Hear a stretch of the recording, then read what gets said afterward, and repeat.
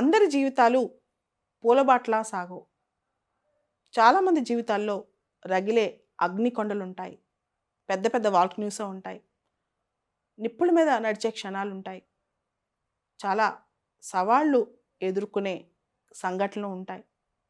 కానీ ఏ మనిషి గొప్పతనమైనా ఎప్పుడు తెలుస్తుందో తెలుసా? ఎప్పుడు మిగులుతుందో తెలుసా?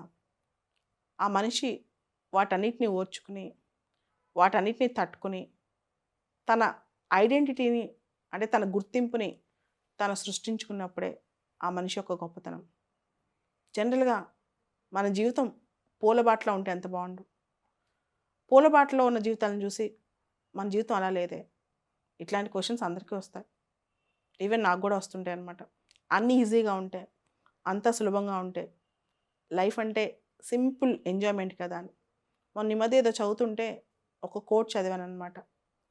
మనుషులకు తప్ప అన్ని జీవచరాలకి ఈ ప్రపంచంలో తెలుసు. జీవితం అంటే మనం ఈ భూమి మీదకొచ్చింది జీవితం ఎంజాయ్ చేయడానికి అని. మనుషులకి మాత్రం జీవితం అంటే కష్టపడటానికని చాలామందికి తెలుసు కదా అంటారు.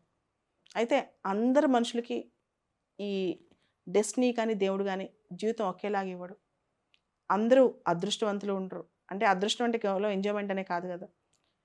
కానీ ఎన్నొచ్చినా సరే ఎంత ఛాలెంజెస్ వచ్చినా సరే దాన్ని ఎదురీది మన నుదిటి రాతను మనమే సముద్రమంత శక్తితో భూమి ఆకాశాలను ఏకం చేసి మనమే రాసుకుంటే ఎంత బావుంటది. మన తలరాత ఎవరో రాస్తే ఏం బావుంటది. వాళ్ళు రాసిన తలరాతను చెరిపి మన తలరాత మనమే రాసుకోవాలి కదా! ఇక్కడ చాలా సందర్భాలు గమనిస్తుంటాం. డెస్టినీ అనుకోండి, మనుషులు అనుకోండి, మనల్ని ఎంతో వెలివేస్తుంటారు. మనల్ని దూరంగా చూస్తుంటారు. మనకేం చేత కాదులే అనుకుంటారు. లేకపోతే బయటికి ఎన్ని చెప్పినా సరే మనలో ఉన్న లోపాలు ఎత్తి చూపిస్తూ ఉంటారు. కానీ ప్రతి మనిషికి అర్థం కావాల్సింది ఏంటంటే ప్రపంచంలో ఏ మనిషికి తక్కువ కాదు. ఏ మనిషి కూడా అంటే తక్కువ ఎవరికైనా తక్కువ కాదు. ఏ మనిషి అనుకున్నా సరే ఆ మనిషి అన్నీ సాధించగలడు. ఇది ప్రపంచానికి మనం చూపించాల్సిన పాఠం అన్నమాట.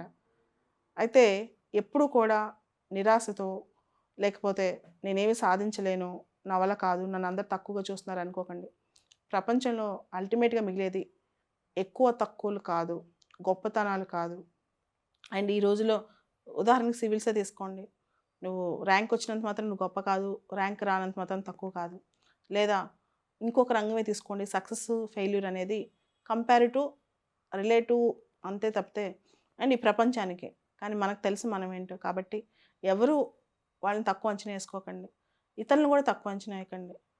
అలా చేయటం వల్ల చాలామంది నేను గమనిస్తుంటాను ప్రపంచంలో చాలామంది ఇన్ఫీరియారిటీతో బాధపడుతూ అన్యాయం జరిగినప్పుడు లేదా ఎవరన్నా తక్కువ చేసి చూసినప్పుడు మనసులో అది ఉండిపోద్దనమాట. ఎవరిని హీనంగా చూడకండి. ఎందుకంటే ప్రతి జీవితానికి అర్థం ఉంటుంది.